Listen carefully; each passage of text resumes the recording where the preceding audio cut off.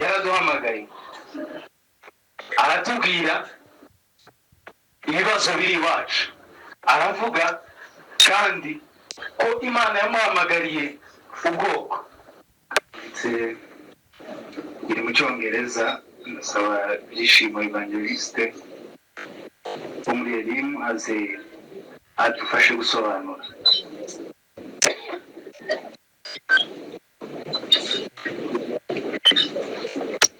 Cyangwa niba bitwara umwanya reka ko barasobanura. okay.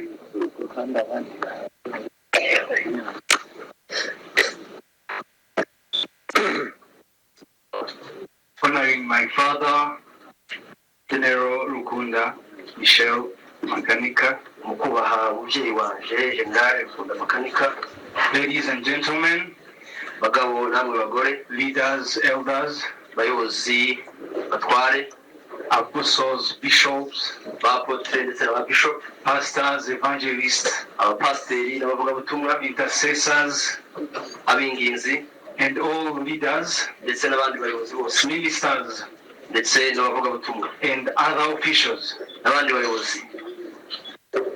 I greet you Ndabaramukije in the name of our Lord Jesus Christ. n'izina ry'Umwami wacu Yesu Kristo. Today, Uyu munsi I stand before you mpagaze imbere yanyu with a heavy heart, n'umutima wuzuye ubwuzu, but also with deep pride. ndetse n'agahinda kenshi, n'umutima wuzuye ishema, With a deep pride. n'umutima wuzuye ishema. When I say I Nivuga muje, don't say only me, ntabwo ndimo nivuga njyenyine ubwaje, but also the children that He left us with. ndetse n'abana bose yadusiganye. I have sisters and brothers, Mfite bashiki banje na barumuna banje, and many of you, namwe muri mwese, all Banyamulenge abanyamurenge muri rusange, community, umuryango w'abanyamurenge, you are our people. muri abantu bacu. Our father was your father.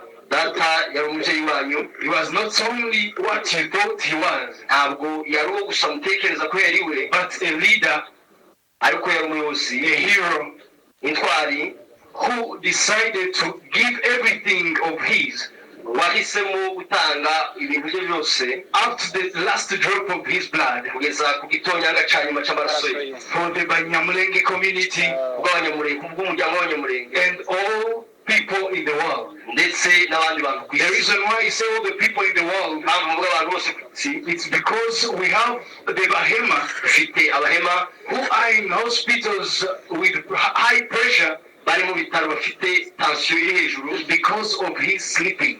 kubera gusinzira kwe. So the Banyamulenge who are around and those who are not around here, Abanyamurenge bari hano ndetse namwe batari hano, you are the one to comfort the world, ni mwebwe muri guhumuriza abantu bose, because he was not only of our community ntabwo yari ubwoko bwacu gusa, but the whole world. ahubwo yari afite abantu benshi ku isi. Thank you so much. Murakoze cyane. Ngiye gushimira abantu mwese bari hano mu nzego zose, cyane cyane mpumuriza abanyamurenge bose ku isi yose, kandi n'umuryango w'Agasinzira ku isi yose, umuryango wa Kivunanka ku isi yose, umuryango wa Rutubuka ku isi yose, n'umuryango wa Rukunda mu by'umwihariko. Muhumure, reka babwire akantu kamwe. Kuva data aruhutse, ukumwamu mbona hari n'abandi nzi hano, nta risoze na rimwe rirava mu jisho yanje ngo rimanuke rigere n'ahangaha. Kubera iki?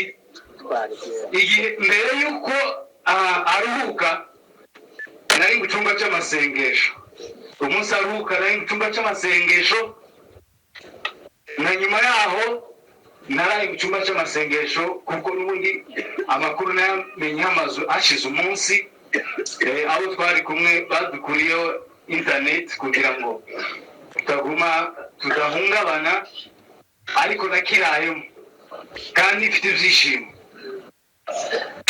Apostle Christophe ambwira amakuru twari kumwe n'abandi bavandimwe n'undi sister wacu muri bebe wa mzee Oscar. Ndabanza mpumurize mzee Oscar hano ari mu bantu bandeze n'umubyeyi kandi w'imfura mu mwubahirizo. Wanasifiwe.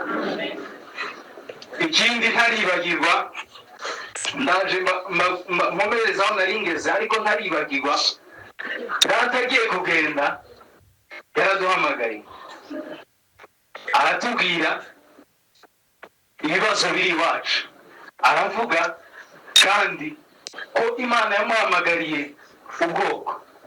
Aravuga ngo ntimutangare ejo mwumvishe ko navuye muri leta. Twari kumwe na oncle Remesha, mbari kuvuga mu izina abana be bose ndabaza amazina ariko no kugira ngo abatabazi bamenye. Aratubwira ngo uyu mubyeyi mbasigiye. Aramubwira nawe ngo ngaba abana musigiye. Ikiruta zose aravuga ngo tumenye Imana kandi dusenge. Yatwigishije Yesu, aha umugisha umuntu wamwigishije agakiza aranamubatiza, ariko mu ijuru uzogororerwa rero. Hahiriwe umubyeyi wamuzaye, hahiriwe Mariya wabyaye Yesu na nyina wa Mose wabyaye Mose, hahiriwe Sada wabyaye Makanika, hahiriwe bashiki ba Mose, hahiriwe n'abarumuna biwe n'abo bavukana n'abo bamushenge bose n'abavandimwe biwe, ariko mufite umugisha yemwe. Noneho hahiriwe urubyaro rwiwe. Barazifiwe. Ndaza kubabwira amakuru yambwiye. Abantu bavuze amakuru yavuze atarapfa, ariko hafite mesaje ikomeye yavuze amaze gupfa. Nta muntu wari ubizi. Impamvu abona bano bana bakomeye nuko hari abana bakonjoreyeho make. Fideli ntararira, ntagisoza iwe ndabona. Nuko rero ikindi kintu mbasaba ni kimwe: mudukundire bano bantu kandi mudukundire Umunyamurenge. Umuntu uzowundira umubyeyi Remesha, uwo muntu naje nzamukunda, kandi uzamwanga uwo muntu sinzi ko tuzahuza. Uyu ni umubyeyi wacu. Warasifiwe. Ndagira mumbwiye kaka ko mu bana yazaye hari uwavukiye ahandi atamenye. Rukunda yambwiye ngoye. Amen. Icyo ngicyo ni ukuri. Warasifiwe. Bamaze kumbwira amakuru, Apostle Christophe amaze kuyatubwira, ba Paparieri reka mvuge mu izina kuko umwana ntumuzi, Eveke hariya nabonye ko atabashije kubitubwira. Aratuzungurutsa tujana ku ikanisa, sindabona Apostle Christophe atari guseka. Mbona ntari guseka, ariko jewe kamuganiriza ntazi n'ibyabaye. Badukura kanisa tujana mu rugo, baratwicaza, baguma guca hirya no hino bashaka ukuntu bahurutse inkuru, birabananira. Batangire gukatakata ngo niyo wabagana kuko hari ayo twari twumvishe mbere. Ukuguru kwanje kw'ibumoso kukaza kwama kujuguma, kurajuguma, umutima uratera, yagira umuntu uri umutima uratera. N'abantu baka imbaraga zose zishize. Nzamukaho twasengeraga, abwira Imana, ndayishima Mana we, ndayishima. Mare kwishima ndabwira ngo inyemeza ikintu kimwe,